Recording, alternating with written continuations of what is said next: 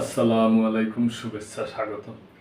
প্রিয় দর্শক, এটা বাংলাদেশের সংবাদ। বাংলাদেশে যে প্রধান উপদেষ্টার আহ, প্রধান উপদেষ্টার আন্ডারে যে অন্যান্য যে উপদেষ্টারা আছে, সেই উপদেষ্টাদের আবারও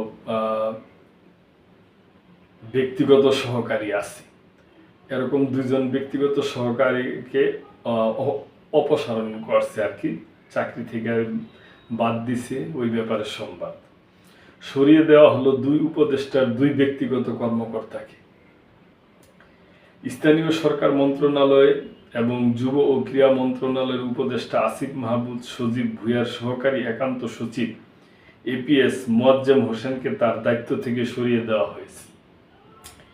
আজ সোমবার জনপ্রশাসন মন্ত্রণালয়ের এক প্রজ্ঞাপনে এ তথ্য জানানো হয়েছে। এছাড়া স্বাস্থ্য উপদেষ্টা নূরজাহান বেগমের ব্যক্তিগত কর্মকর্তা মোহাম্মদ তুহিন ফারাবিকে দায়িত্ব থেকে সরিয়ে দেওয়া হয়েছে।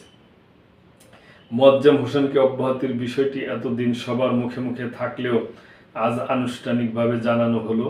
মোয়াজ্জেম হোসেনের বাড়ি মাগুরার মোহাম্মদপুর উপজেলার দক্ষিণপাড়া গ্রামে। ছাত্র জনতার অভ্যুত্থানে আওয়ামী লীগ সরকারের পতনের পর গত বছরের 14 আগস্ট যুব ও ক্রীড়া মন্ত্রণালয়ের উপদেষ্টা আসিফ মাহমুদের এপিএস হিসাবে মোয়াজ্জেম হোসেনকে নিয়োগ দেওয়া হয়।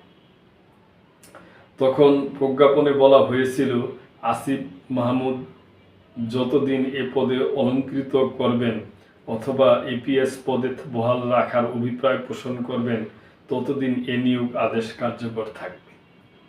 এপিএস পদে নিয়োগ পাওয়ার পর থেকে মোয়াজ্জেম হোসেনের বিরুদ্ধে নানা ধরনের অভিযোগ উঠে থাকে। এইটি দর্শক আমাদের দেশের একটা মূল সমস্যা। যারাই একটু ক্ষমতা পায় এরা নিজেরে অন্যরকম ভাবতে শুরু করে, বিভিন্ন তদবির, এইটা সেইটা। এদিকে স্বাস্থ্য উপদেষ্টা নূরজাহান বেগমের ব্যক্তিগত কর্মকর্তা মোহাম্মদ তুহিন ফারাবিকেও তার দায়িত্ব থেকে সরিয়ে দেওয়া হয়েছে। তিনি অফিস করছেন না। উপদেষ্টার দপ্তর থেকে তাকে অফিসে আসতে নিষেধ করা হয়েছে।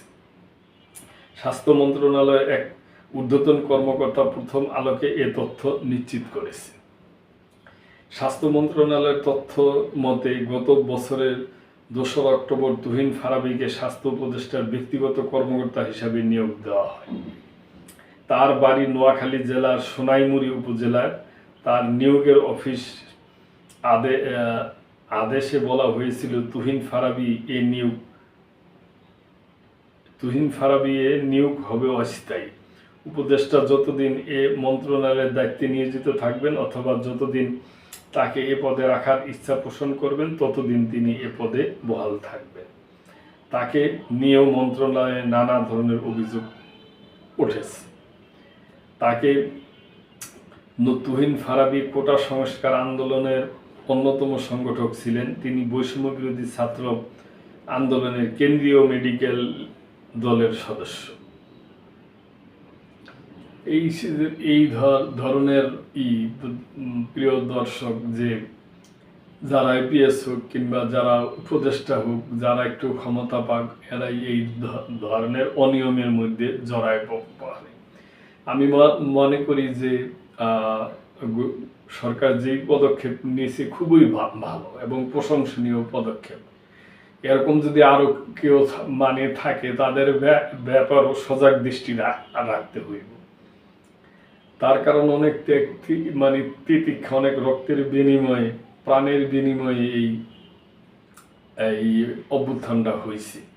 এটারে সঠিকভাবে সুন্দরভাবে আগায় নিতে হইব। সকলের সহযোগিতা, সব আলাপ আলোচনার মাধ্যমে যেভাবে ভালো হয় তাই করতে হইব।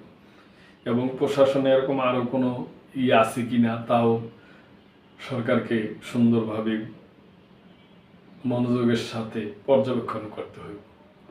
তো দর্শক, আজকে এই পর্যন্তই। ভালো থাকবেন, লাইক, শেয়ার, কমেন্ট করে চ্যানেলটির পাশেই থাকবেন। আল্লাহ হাফেজ।